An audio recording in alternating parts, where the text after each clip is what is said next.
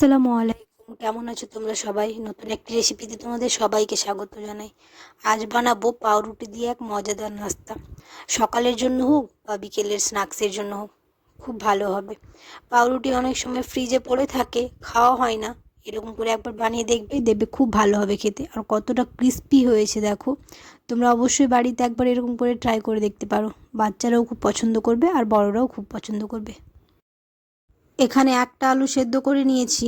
এবার আলুর মধ্যে দিয়ে দিব হচ্ছে পেঁয়াজ কুচি, লঙ্কা কুচি, আর দিয়ে দিব হচ্ছে পরিমাণ মতো নুন, একটু হলুদ গুঁড়ো, লঙ্কা গুঁড়ো, ধনে গুঁড়ো, কাঁচা জিরে গুঁড়ো আর ভাজা জিরে গুঁড়ো দুটোই দিব। আর দিয়ে দিব হচ্ছে কাশ্মীরি মরিচের গুঁড়ো, কালারটা যাতে একটু ভালো আসে।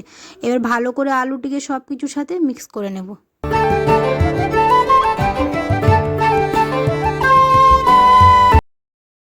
আলুগুলো ভালো করে মেখে নিয়েছি। এবার পাউরুটির চার কোণা এরকম করে কেটে নেব।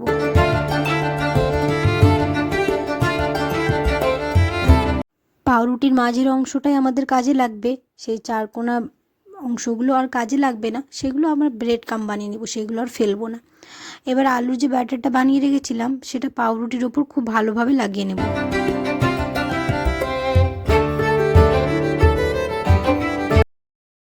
এবার 4 পিস করে কেটে নেব।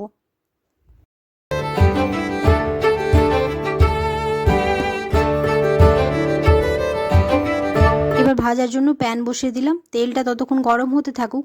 এখানে একটা কর্নফ্লাওয়ার আর ময়দা দিয়ে ব্যাটার বানিয়েছি, সেটাতে একবার করে ডুবিয়ে নেব। তারপর এখানে ব্রেড কামের উপর দিয়ে দেব। এরকম করে সবগুলো বানিয়ে নেব। আর ওই দিকে তেলও গরম হয়ে এসছে, এবার সবগুলো তেলের মধ্যে দিয়ে দেব। আর বেশিক্ষণ লাগবে না, আর 2 মিনিটের মতো ভাজলেই হয়ে যাবে আমাদের নাস্তা তৈরি। তোমরা অবশ্যই বাড়িতে একবার এরকম করে ট্রাই করে দেখবে, খুব ভালো হবে খেতে। তোমরা যদি রেসিপিটা ইউটিউব থেকে দেখো তাহলে অবশ্যই চ্যানেলটাকে সাবস্ক্রাইব করে দিও, আর পাশে থাকা বেল আইকনটাকেও প্রেস করতে ভুলো না। আর যদি ফেসবুক থেকে দেখো তাহলে পেজটাকে অবশ্যই ফলো করে দিও। তোমরা দেখতেই পেলে খুব যে একটা সময় লাগলো সেটা নয়, খুব তাড়াতাড়ি হয়ে গেল, আর বেশি ঝামেলাও হলো না।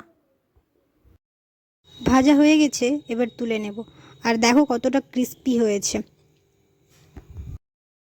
এরকম করে সবগুলো ভেজে নেব। আর তোমরা অবশ্যই একবার এরকম করে বাড়িতে ট্রাই করে দেখবে, খুব ভালো হবে। চলো তাহলে ভিডিওটা শেষ করছি। কেমন হয়েছে রেসিপিটা অবশ্যই কমেন্টে জানিও। আর যদি রেসিপিটা ভালো লেগে থাকে তাহলে অবশ্যই একটা লাইক করে দিও। দেখা হবে খুব শিগগিরই পরের একটি নতুন রেসিপিতে। সবাই খুব ভালো থাকবে, সুস্থ থাকবে, সাবধানে থাকবে। আল্লাহ হাফেজ।